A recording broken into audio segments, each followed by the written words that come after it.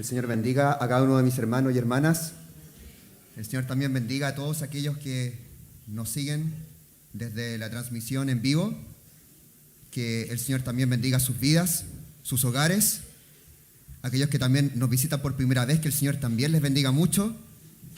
Que esperamos que pueda ser un mensaje de bendición también para ustedes. Y bueno, este es un día muy importante porque estamos celebrando a Cristo, ¿cierto? Ha sido una semana especial de reflexión para todos aquellos que somos cristianos, que creemos en el unigénito Hijo de Dios. Y sin embargo, lo que nosotros creemos no se condice con lo que pasa con el resto de la sociedad. Por ejemplo, estaba mirando el censo del año 2002 en Chile. La cantidad de católicos era de 69%, de evangélicos 15%, agnósticos ateos 8%. Se podría decir que un 85% de Chile era cristiano. Pero si avanzamos más adelante, lamentablemente ya los censos después no se preguntó por creencia religiosa, pero sí tenemos otras encuestas. Por ejemplo, la encuesta Adimark del año 2015 señala que entre el año 2004 al 2014 las cifras de las personas sin religión aumentaron considerablemente, alcanzando un 25% el año 2014 y para el 2015 llegó un 30%. Siendo así, la cifra es la siguiente: los católicos 52%, evangélicos 14% y ninguna religión el 30%. O sea, solamente el 65% de Chile era cristiano.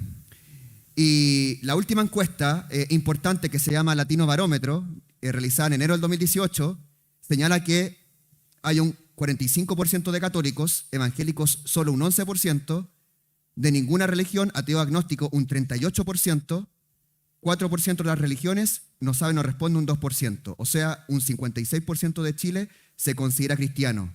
Pero las cifras aún son más alarmantes cuando se trata de congregarse.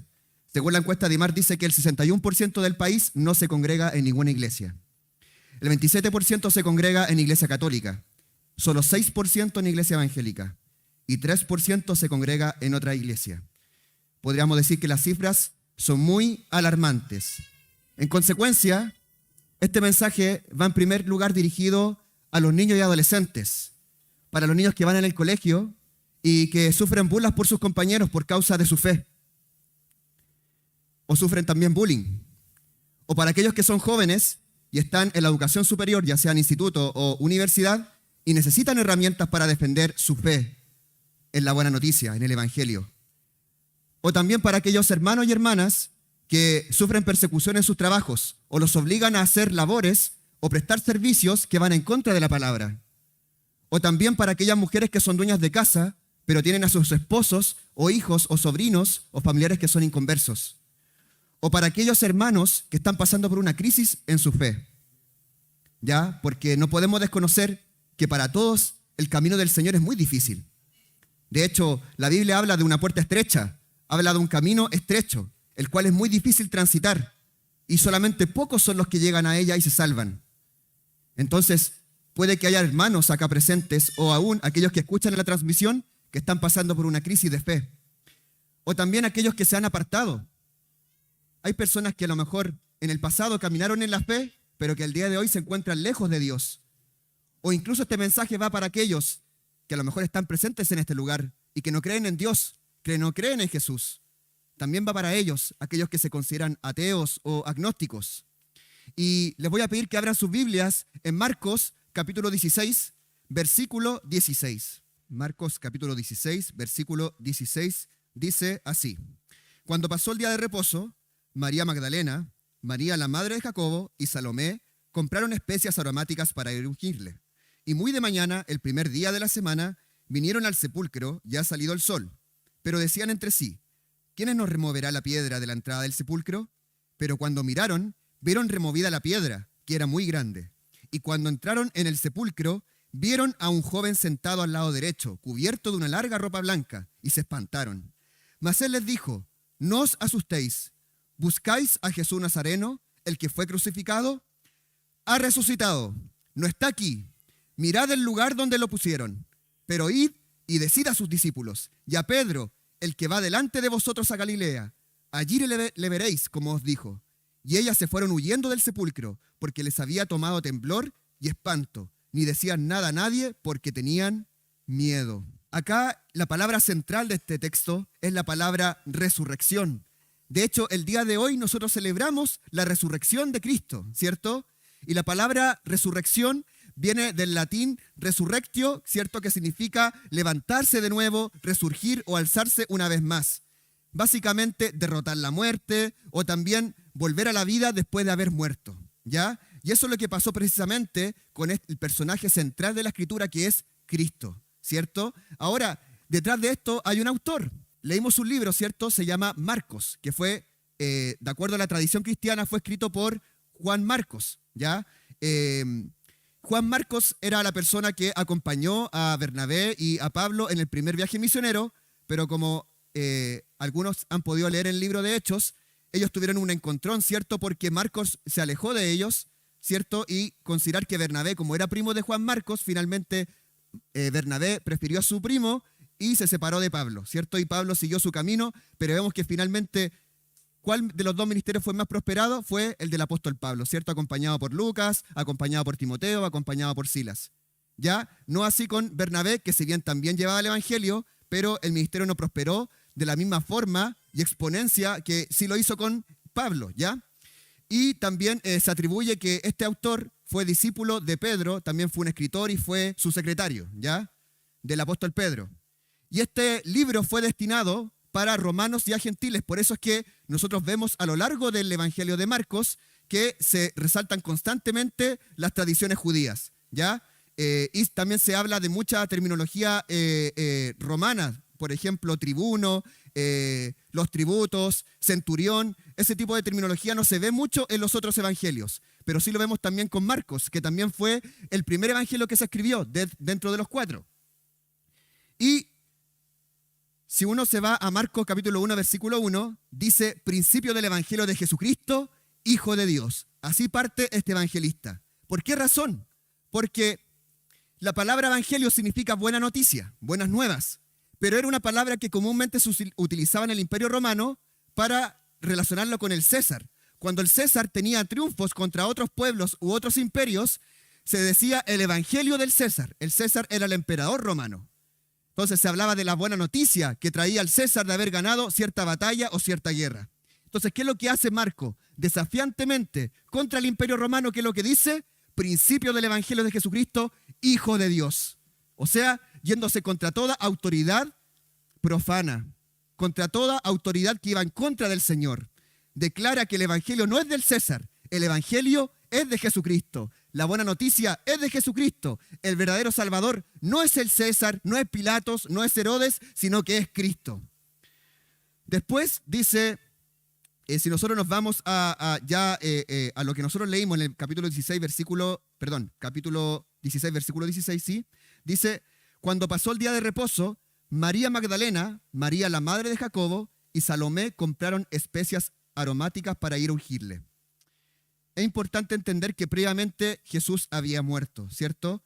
Fue sacrificado en forma horrible por los romanos, pero con apoyo de los judíos. Fue una sentencia que se declaró en forma injusta. Solo por el hecho de haber sido autoproclamado, él mismo se decía ser el Hijo de Dios, ¿cierto? ¿Y eso qué es lo que ocasionó? Envidia, rabia por parte de los religiosos de Judá, ¿cierto?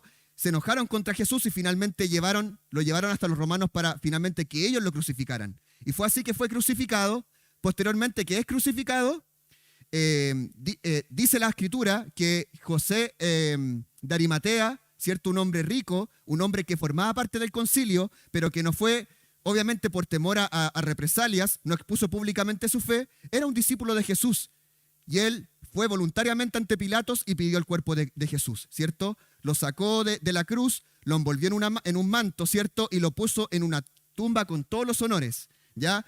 Jesús nació en un pesebre de forma muy humilde, pero fue sepultado con gran honor en una tumba de grandes dimensiones. De hecho, posteriormente los mismos religiosos se acercan a Pilatos y le dicen que él decía que al tercer día iba a resucitar.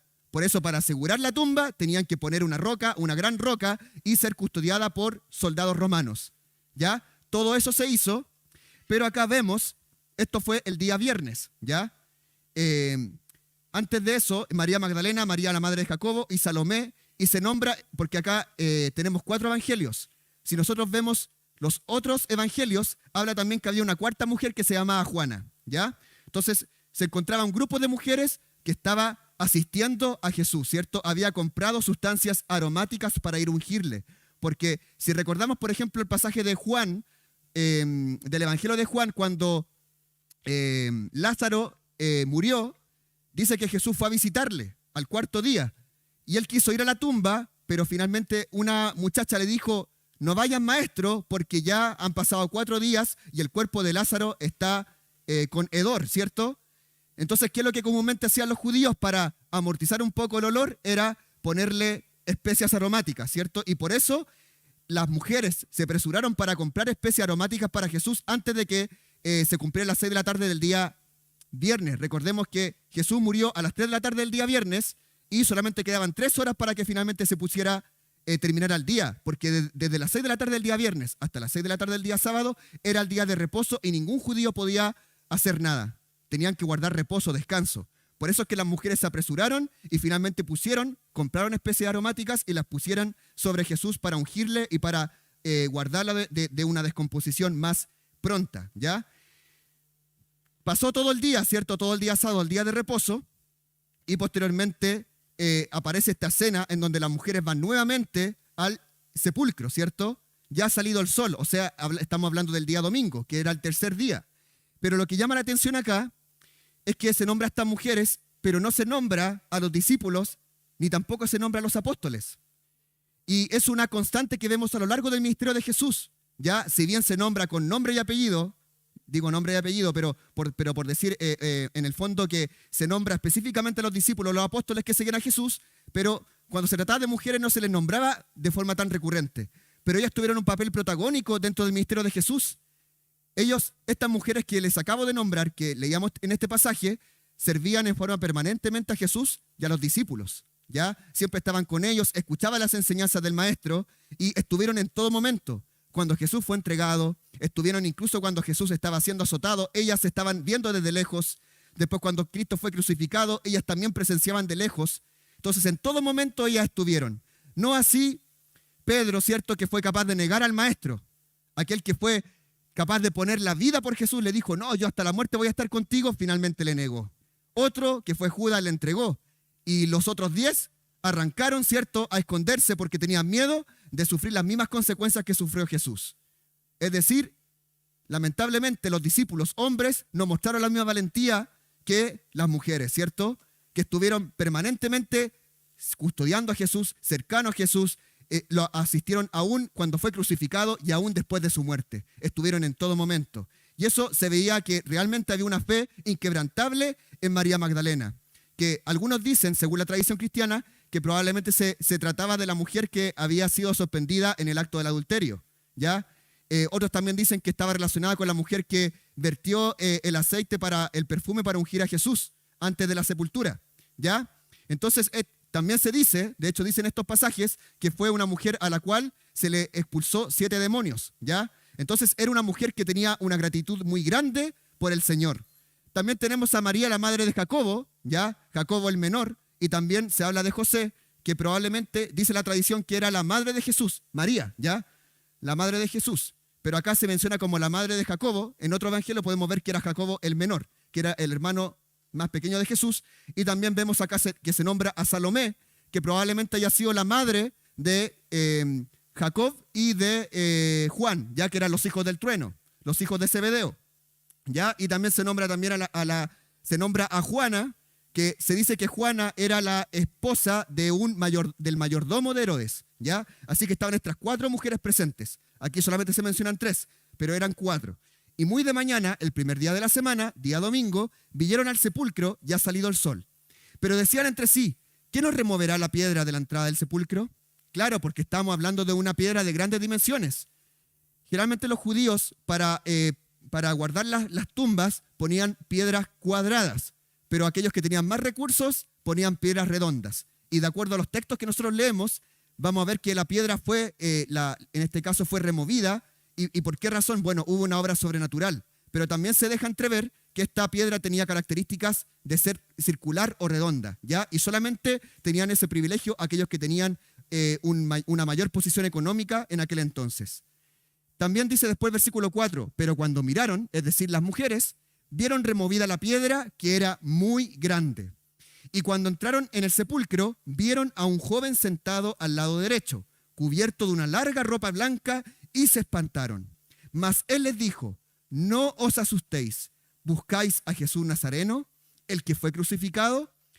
Ha resucitado, no está aquí, mirad el lugar en donde le pusieron. La declaración que había hecho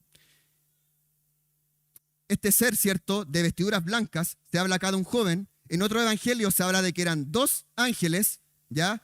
Entonces, tal vez aparentemente se pueden ver versiones contradictorias, pero lo importante aquí es que apareció un ser o 2 seres sobrenaturales para señalarles a las mujeres que el maestro había resucitado.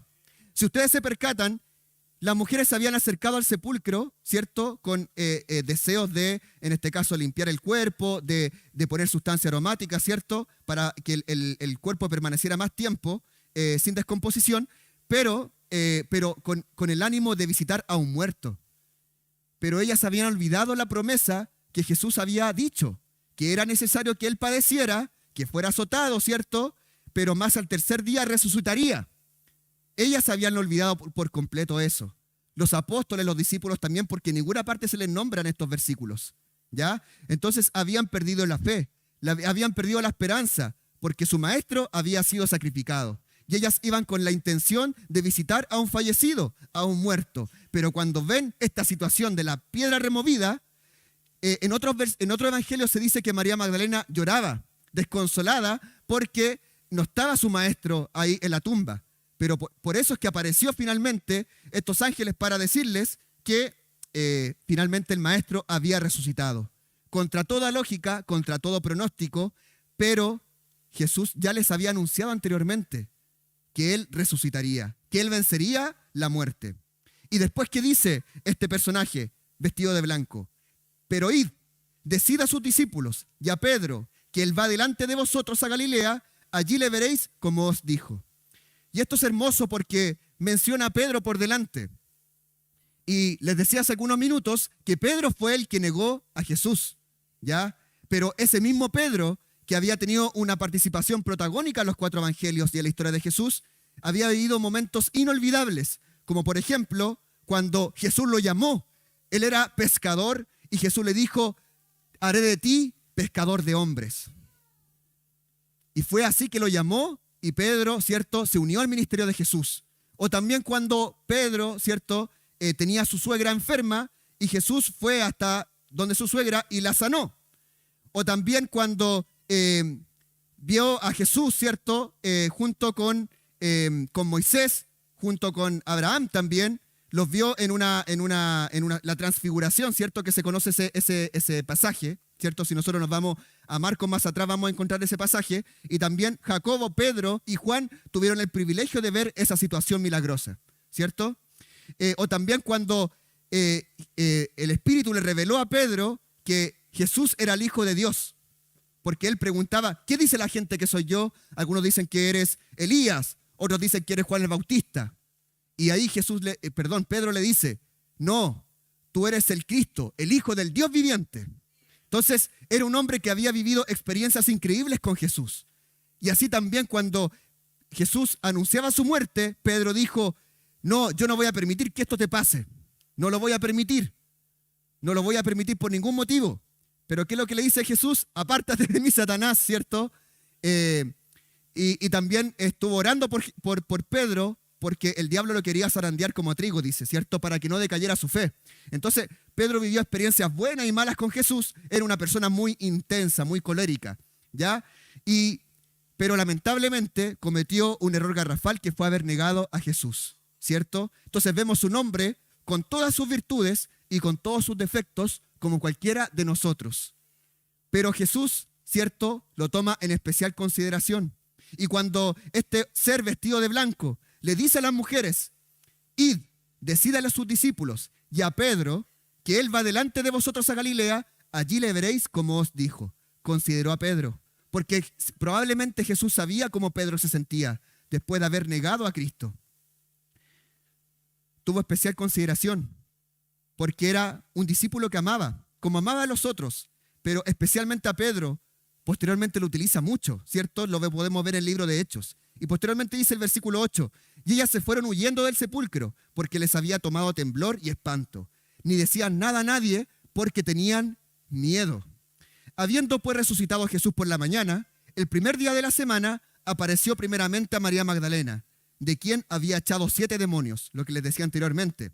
Y en primer lugar apareció un ser de blanco, ¿cierto? Que se presentó a estas mujeres, pero después vemos en el versículo 9 que se presenta directamente a María Magdalena, a esta mujer con la que también había vivido experiencias, ¿cierto?, sobrenaturales, situaciones muy intensas, ¿verdad?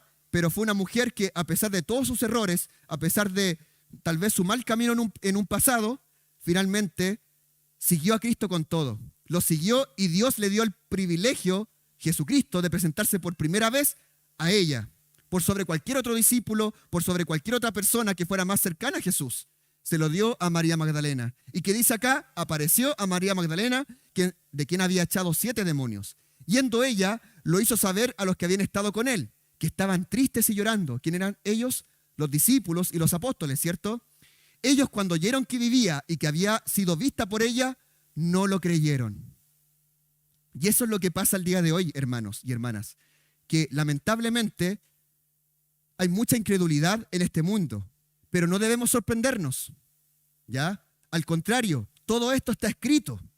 El amor de muchos se enfriará. Los hijos serán contra los padres y los padres contra los hijos, ¿cierto? Habrá guerras, rumores de guerra, habrá pestes. La destrucción que se viene cada vez es más fuerte en este mundo y la incredulidad va creciendo. Decía un pasaje en Génesis, ¿cierto? Cuando se hablaba de la maldad de los hombres, que el corazón del hombre iba de continuo al mal. En este tiempo, el corazón del hombre va de continuo al mal. Y cada vez se está haciendo más incrédulo, porque está poniendo en lugar del Creador otras cosas. Los estudios, el trabajo, la familia, la economía, su barrio, los viajes y muchas otras cosas por sobre el Creador. Todo lo que ocupe el lugar de Cristo en el corazón es idolatría. Constituye, en cierta forma, incredulidad. Sin embargo, como les decía en un principio, este mensaje va para todos aquellos que se encuentran pasando por distintas experiencias a nivel personal. Para niños, ¿cierto?, en el colegio, para jóvenes en la educación superior, para aquellos que están trabajando, ¿cierto?, o para aquellas que son dueñas de casa. Todos tenemos distintas pruebas. Nos vemos enfrentados a defender nuestra fe. Y por eso es que les quería compartir algunas pruebas irrefutables de la resurrección. En primer lugar, yo les mencioné que existen 4 evangelios. Estos 4 evangelios son 4 biografías. Tenemos Marcos, pero también tenemos a Mateo, tenemos a Lucas y tenemos a Juan. Son 4 biografías, 4 autores distintos.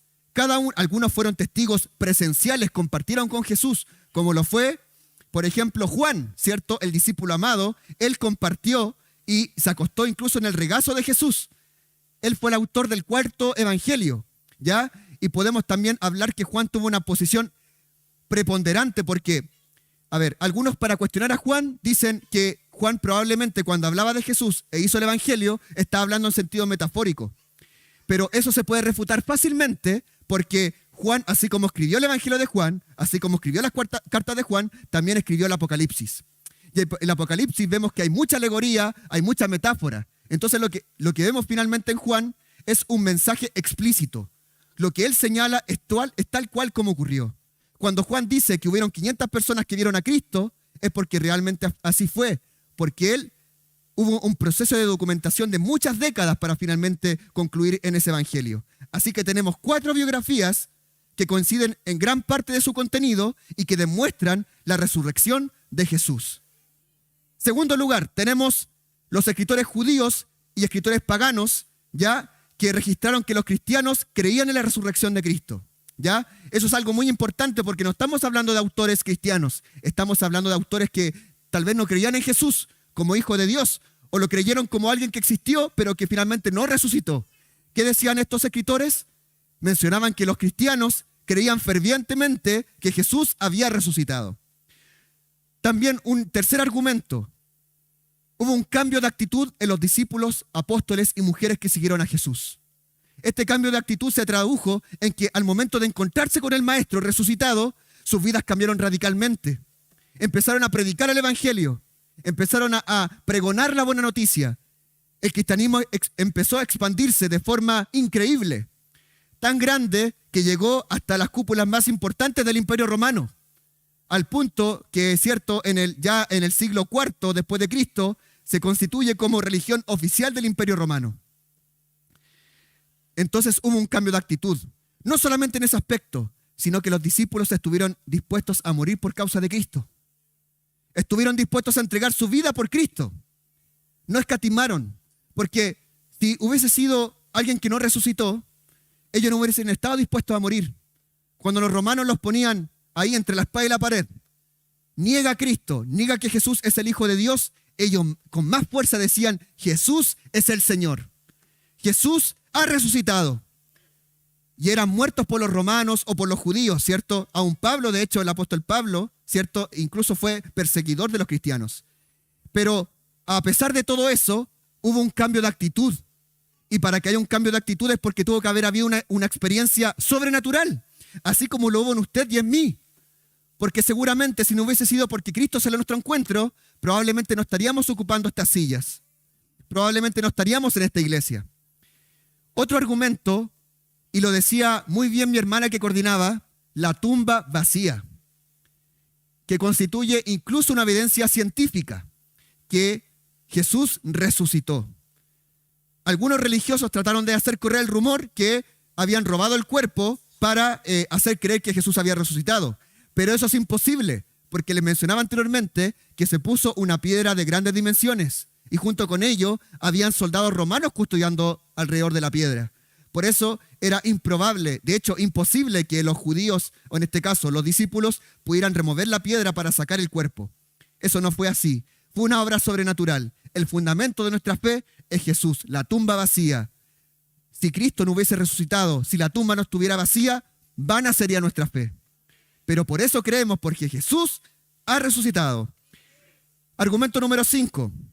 Jesús aparece en 11 momentos durante los 4 evangelios. Ya aquí vemos como 3 o 4 episodios en este evangelio de Marcos. Pero si leemos Juan, Mateo y Lucas, vamos a encontrar más episodios donde Jesús aparece. Incluso come con los discípulos, incluso sale a pescar con ellos. Entonces vemos que también Jesús apareció muchas veces. De hecho, el apóstol Juan, en el evangelio de Juan, dice que apareció a más de 500 personas.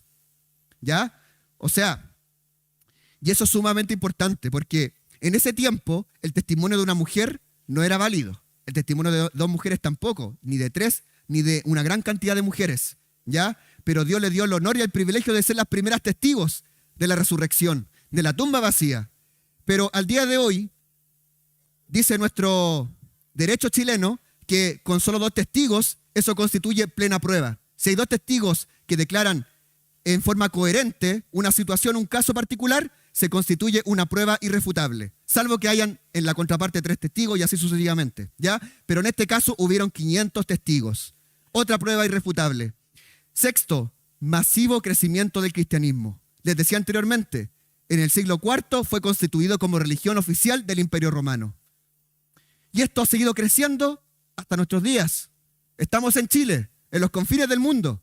¿Qué es lo que dijo el libro de Hechos en el capítulo 1? Dice Jesús, creo que fue Hechos capítulo 1, versículo 8. Dice, y me seréis testigos en toda Judea, en Samaria y hasta lo último de la tierra.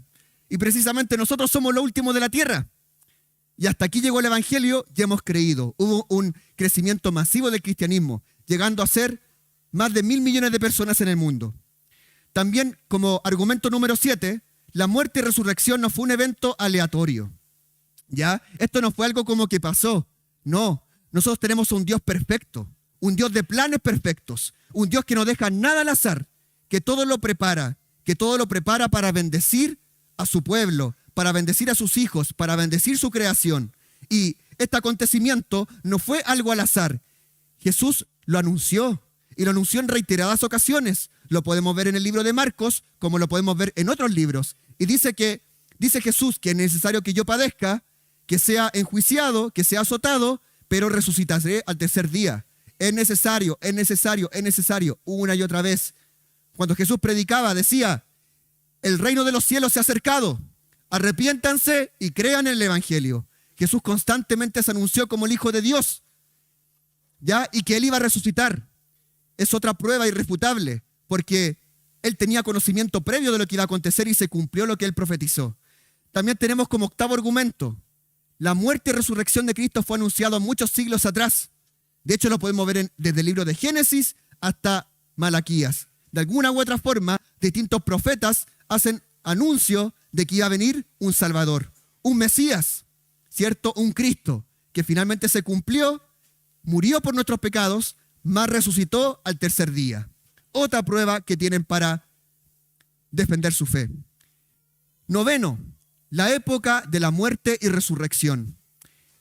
En ese entonces, siglo I de Cristo, ¿cierto? Se podría decir el año 0, ¿ya? Estaba todo lo que era el conocimiento filosófico, conocimiento griego, platónico, aristotélico, socrático, ¿cierto? Romanístico también. Y había un espíritu muy crítico en la sociedad. No se iban a tragar cualquier cuento. Eran personas, hombres y mujeres, que tenían un amplio conocimiento filosófico. Todo era cuestionado, todo era criticado. Y todo lo que en el fondo se dio al entorno de Cristo, ya sea entre su muerte y resurrección, se dio en un contexto de apogeo en conocimiento filosófico, científico, que sirve de fundamento en nuestros días. Gran parte de nuestras leyes, hermanos y hermanas, se podría decir, son de la tradición judeo-cristiana. Tenemos un mundo occidental que está influenciado por el cristianismo, por las enseñanzas de Jesús. Entonces, ahí tenemos otra prueba, que si hubiese sido una fábula o un mito, probablemente esto no hubiese proliferado, porque fácilmente hubiese sido acallado por otras filosofías que tuvieran mayores argumentos, pero no fue así, porque esto no se trata de argumentos, hermanos, no se trata de quién debate mejor, esto se trata de fe, de una obra del Espíritu. Y por último, la iglesia cristiana sigue muy vigente. Han transcurrido casi 2000 años y la iglesia no ha perecido, sino que se ha mantenido firme. Hemos tenido tribulaciones, pero dice el apóstol Pedro, no os sorprendáis cuando padezcáis tribulación, cuando pasen por el fuego de la prueba, porque es necesario que pasen para que sean purificados como el oro. Así también la iglesia cristiana ha pasado por mucha tribulación. Se han levantado falsos profetas, herejes, se han levantado imperios, gobernadores que han querido acabar con los cristianos hasta nuestros días, ¿cierto? Pero no ha sido posible, porque el Señor vive, porque Cristo vive. Y esas son pruebas irrefutables de que Jesús ha resucitado. Cada religión tiene su Mesías, cada religión tiene su profeta. Por ejemplo, los musulmanes tienen a Mahoma, los confucianistas tienen a Confucio, los taoístas tienen a Lao Tse. Los budistas tienen a Siddhartha Gautama, más conocido como Buda. Los mormones tienen a Joseph Smith. Los testigos de Jehová tienen a Charles Taze Russell. Todos ellos contribuyeron a su religión, a sus creencias, a su fe y tienen millones de seguidores en el mundo. Pero la única creencia, la única convicción que se puede jactar que Cristo vive son los cristianos, son los hijos de Dios. Nosotros podemos proclamar con nuestro corazón que el único Dios de este mundo vive, que el único Dios de este mundo reina y habita en cada uno de nuestros corazones. Dice Lucas 24:5, ¿por qué buscáis entre los muertos al que vive? No es el fundamento de nuestra fe. Si usted está pasando por crisis de fe, si usted está pasando por una situación en la cual no está confiando en Jesús, recuerde estas palabras, que Cristo resucitó. Y así como Él resucitó, Él también quiere constituir en usted no solamente vida en abundancia, y los va a resucitar en el día postrero. Todos aquellos que han muerto creyendo en Jesús no van a morir eternamente. Al contrario, van a vivir eternamente. Van a vivir eternamente, porque dice Juan que yo soy la resurrección y la vida. El que cree en mí, aunque esté muerto, vivirá. El que cree en mí, aunque esté muerto, vivirá. Jesús murió, resucitó. Éramos muertos en pecado, pero ahora hemos sido vivificados por los méritos de Cristo.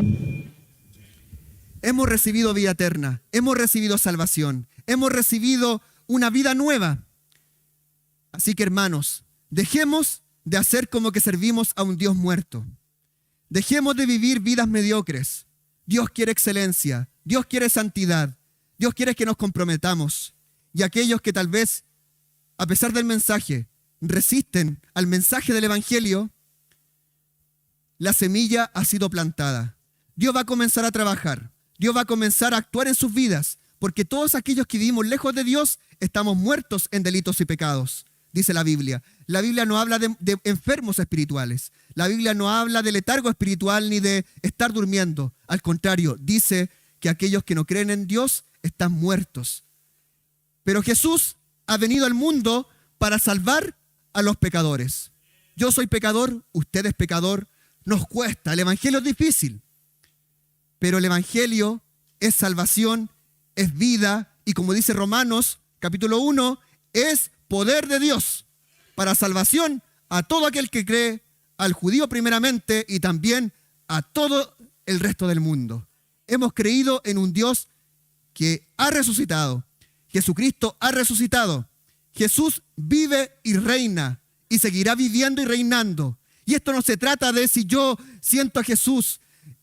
Hay una canción que dice, oh, mi Dios es real porque lo siento en mi ser. O sea que esto depende de cuando lo siento. Aunque yo no sienta a Cristo, Él igual vive. Aunque no sienta al Espíritu, Él igual vive. Esto no depende de sentimientos. Esto se trata de fe, de una certeza, de una convicción, que aunque no vea, yo creo. Como pasó con Tomás, porque aquí hubo una seguidilla de incredulidad. Las mujeres tuvieron cierta incredulidad. Después hubieron 2 discípulos que tuvieron incredulidad. Después los apóstoles también fueron incrédulos. Y el más incrédulo de todos fue Tomás, cuando dijo, mientras yo no vea y toque el costado y las manos de Jesús resucitado, yo no voy a creer. Y se aparece Jesús, le tapa la boca, ¿cierto? Le permite a Tomás que pueda ser tocado por Jesús y finalmente él termina creyendo. ¿Y qué es lo que le dice? Tomás, porque creíste porque me viste y me tocaste. Pero bienaventurados los que no ven y creen. Hermanos, colóquense en pie. Vamos a orar. Vamos a orar no por la palabra está bendecida, pero sí vamos a orar para que el mensaje quede en nuestros corazones, para que este mensaje lo podamos poner por práctica y para que cuando nos veamos en la prueba, sea la situación que nosotros estemos pasando, tengamos pruebas irrefutables para defender nuestra fe.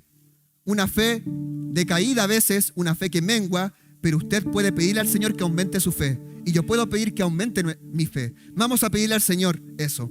Amado Dios, te damos gracias por tu palabra. Gracias, Señor, porque tú nos has hablado en esta tarde. Es cierto que tú has resucitado, Señor. Es cierto, Señor, que tú vives, pero muchas veces tenemos incredulidad.